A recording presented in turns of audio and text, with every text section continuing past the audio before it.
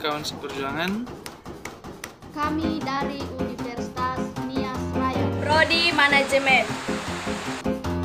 Nah, baik, di dalam video ini kami akan mempresentasikan hasil diskusi kelompok kami.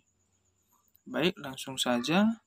Judul dari pembahasan kami yaitu penerapan artificial intelligence dalam bisnis. Pengertian artificial intelligence adalah kecerdasan buatan yang ditanamkan manusia ke dalam suatu teknologi dan selanjutnya akan dikembangkan dalam konteks ilmiah atau bentuk dari entitas ilmiah yang sudah tersedia. Atau juga bisa dikatakan AI merupakan sistem pada komputer yang mampu mengerjakan aktivitas umum yang membutuhkan kecerdasan atau tenaga manusia. Nah, baik, artificial intelligence ini artinya merupakan kecerdasan buatan yang diciptakan oleh manusia dalam bentuk teknologi untuk mampu mengerjakan aktivitas manusia yang umumnya dan memiliki kecerdasan dan kekuatan seperti manusia.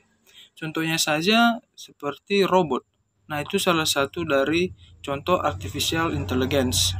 Nah, baik, slide selanjutnya yaitu beberapa contoh penerapan artificial intelligence, yaitu yang pertama media sosial, di mana media sosial ini memberikan friend suggestion, mengidentifikasi dan melakukan filtering terhadap berita bohong dan mencegah cyberbullying. Yang kedua yaitu sistem rekomendasi, di mana biasanya kita menjumpai di dalam menggunakan aplikasi-aplikasi seperti komersi, yaitu seperti Shopee, Lazada, Tokopedia, Bukalapak. Nah, ketika kita sudah mencari barang yang ingin kita beli, maka yang akan muncul pertama yaitu barang-barang yang pernah kita beli dan barang-barang yang pernah kita cari. Contohnya saja kita mencari merek seperti sepatu futsal yaitu Orthosign, yang dimana dia akan merekomendasikan sepatu-sepatu Orthosign yang sebelumnya pernah kita beli. Nah, yang ketiga yaitu di Facebook. Dengan adanya teknologi di Facebook ini, maka sistem artificial intelligence sendiri yang akan menandai wajah siapa yang ada di dalam postingan kita. Jadi, kita tidak perlu lagi menandai orang dalam postingan kita maupun secara langsung. Yang keempat yaitu chatbot. Dengan adanya teknologi chatbot ini maka memudahkan pelanggan atau pengunjung untuk mendapatkan informasi chatbot dan tidak perlu lagi datang atau menghubungi customer service dari aplikasi atau website tersebut. Atau chatbot ini sering disebut sebagai robot internet. Baik, terima kasih. Slide selanjutnya akan dilanjutkan kawan kami. baik, saya akan melanjutkan memaparkan hasil diskusi kami. Ada 5 manfaat artificial intelligence. 1. Otomasi. Otomasi ini merupakan menggunakan mesin, sistem kontrol, dan teknologi informasi untuk optimisasi produksi dan pengiriman barang dan jasa. 2. Pengambilan keputusan yang cerdas. Dalam pengambilan keputusan yang cerdas ini ada beberapa, yaitu 1. Membuat keputusan saat sedang berfokus, tidak terburu-buru. 2. Mengumpulkan data sebanyak-banyaknya. 3. Buat dampak positif dan negatif yang akan diterima. 3. Meningkatkan pengalaman belanja konsumen. Meningkatkan pengalaman belanja konsumen ada 4, yaitu 1. Menciptakan pengalaman di toko. 2. Jangan menghemat pada pegawai. 3. Raih perhatian konsumen. Dan 4 adalah fokus pada hubungan jangka panjang. 4. Memecahkan masalah sampai tuntas. Cara memecahkan masalah sampai tuntas adalah suatu tindakan yang dilakukan untuk menyelesaikan suatu masalah dengan cara mendefinisikan masalah, menentukan penyebab utama dari suatu masalah dan mencari solusi, mengimplementasikan suatu solusi tersebut sampai masalah itu benar-benar tuntas. Terakhir adalah menganalisis data lebih banyak. Sebuah kegiatan analisis penelitian yang dilakukan dengan cara memeriksa segala bentuk data dari komponen-komponen penelitian, misalnya catatan, dokumen, hasil teks, rekaman, dan lain-lain. Atas kesempatan yang diberikan kepada saya akan melanjutkan fungsi artificial intelligence. Ada 5, yaitu meningkatkan prediksi penjualan, di mana peningkatan prediksi penjualan itu memperbanyak produksi dan melancarkan proses penjualan suatu barang dan jasa, baik menggunakan calo maupun tidak. 2. Kebutuhan konsumen. Kebutuhan konsumen adalah keinginan terhadap produk, baik itu barang maupun jasa, yang bisa datang dari berbagai jenis konsumen, baik itu perorangan atau kelompok. 3. Peningkatkan komunikasi. Peningkatan komunikasi adalah hubungan kontak antara manusia, baik individu maupun kelompok. 4. Menganalisis data. Menganalisis data adalah suatu proses pengelolaan data menjadi informasi yang baru. 5. Dapat memperbaiki dokumen dengan akurat.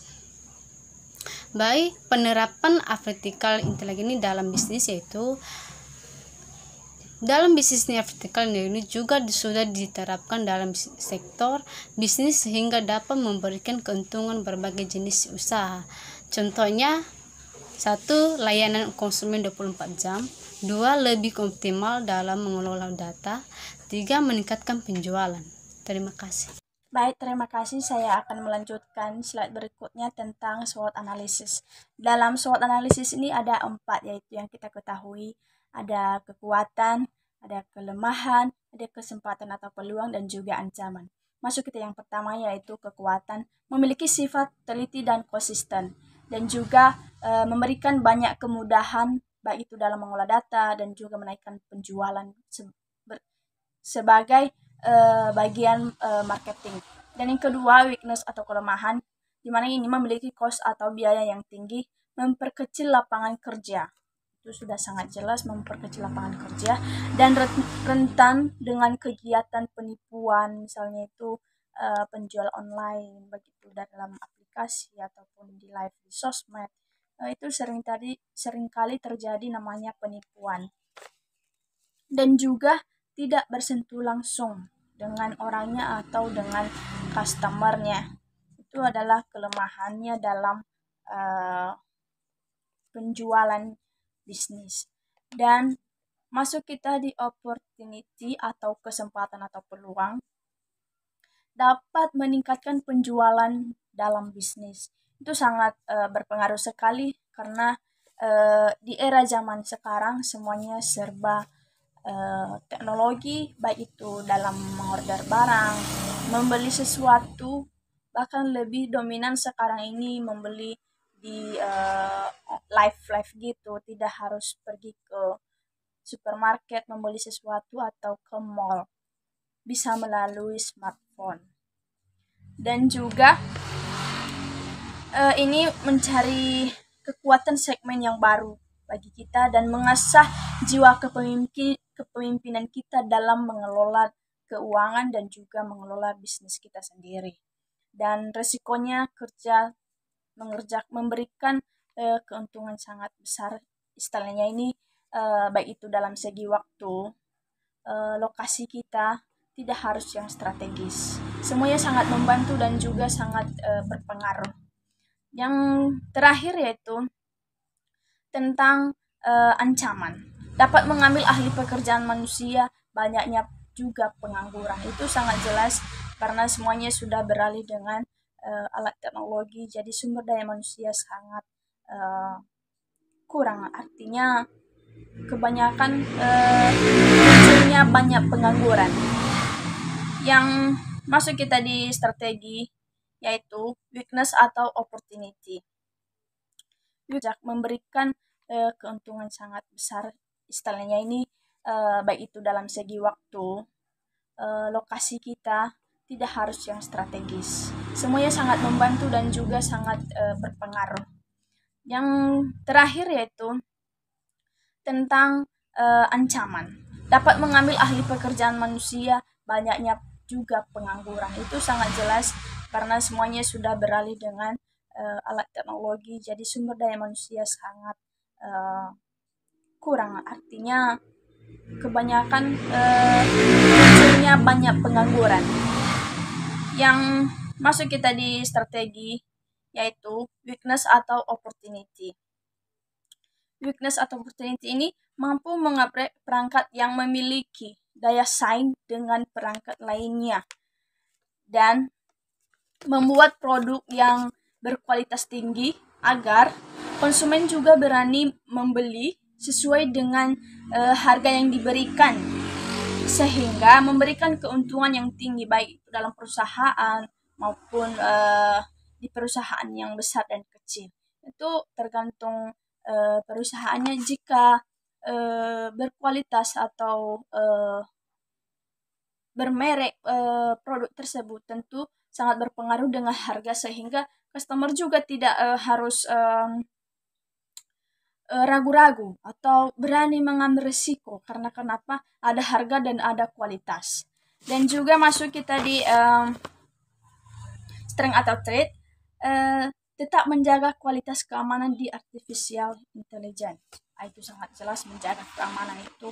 Dan juga menggunakan jasa manusia yang kompeten agar lebih peka dengan keadaan pasar. Nah, itu adalah tentang weakness atau trait. Baik, itu saja. Terima kasih.